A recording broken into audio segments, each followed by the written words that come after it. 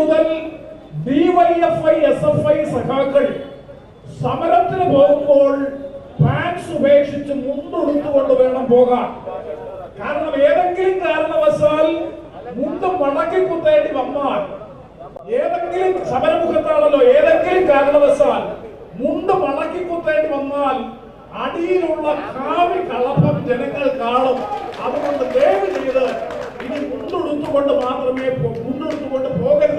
മുണ്ടെടുത്തുകൊണ്ട് പോകരുത് എന്ന നിർദ്ദേശമാണ് ഞാൻ പറഞ്ഞതല്ല. RYF-ഉം RSPയും കോൺഗ്രസും മുസ്ലിം ലീഗും കേരള കോൺഗ്രസ് ജേക്കബും കേരള കോൺഗ്രസ് ജോസഫും അല്ലെങ്കിൽ CFP-യും ഫോർവേഡ് ബ്ലോക്കും നമ്മളോടൊപ്പം നിൽക്കുന്ന രാജൻ ബാബുവിന്റെ നേതൃത്വത്തിലുള്ള JSS പറഞ്ഞത് ഈ സംസ്ഥാനം ഭരിക്കുന്ന പാർട്ടിയുടെ യുവജന പ്രസ്ഥാനം പറയുന്നു, നിങ്ങൾ സമരമുഖങ്ങളിൽ മുണ്ട് വളർത്തിക്കുത്തരുത്.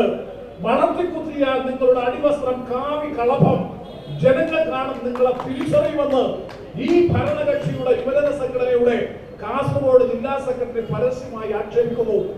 ഇതെന്ത് ഗവൺമെന്റ്?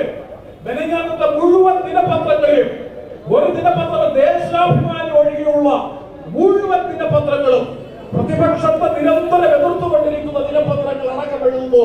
ഇതെന്ത് ഗവൺമെന്റ്? ചോദിക്കുന്നതാരെ? ഗവൺമെന്റിലെ രണ്ടാമത്തെ പ്രധാനപ്പെട്ട കക്ഷിയായ CPI-യുടെ സംസ്ഥാന സെക്രട്ടറി പറയുന്നു, ഇതൊരു LDF ഗവൺമെന്റ് അല്ല. LDF ഗവൺമെന്റിന് ഇങ്ങനെയാകാൻ കഴിയില്ല.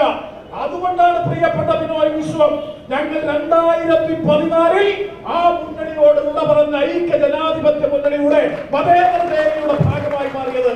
അതുകൊണ്ട് കേരളം അമിത്ഷായുമായിട്ടുള്ള കൂടിക്കാഴ്ചയും ഇന്ന് കേരളത്തിൽ നിരവധി കോർപ്പറേഷനുകൾ, മുനിസിപ്പാലിറ്റികൾ ഒന്നും ഞങ്ങൾ ഈ അവസരത്തിൽ വിശദീകരിക്കുന്നില്ല, അക്ഷാരം വാങ്ങി കൊടുക്കാൻ തീരുമാനിച്ചിരിക്കുന്നു. പകരം മൂന്നാമത്തെ പിണറായി വിജയൻ ഭരണത്തിന് തുടർ ഭരണത്തിനുള്ള അവസരമൊരുക്കാൻ 5-10 സീറ്റുകളിൽ ധാരണ നടത്തിക്കൊണ്ട് ഒരു വലിയ ഡീൽ, ആ ഡീലായിരുന്നു അമിത്ഷായുടെ വസതിയിൽ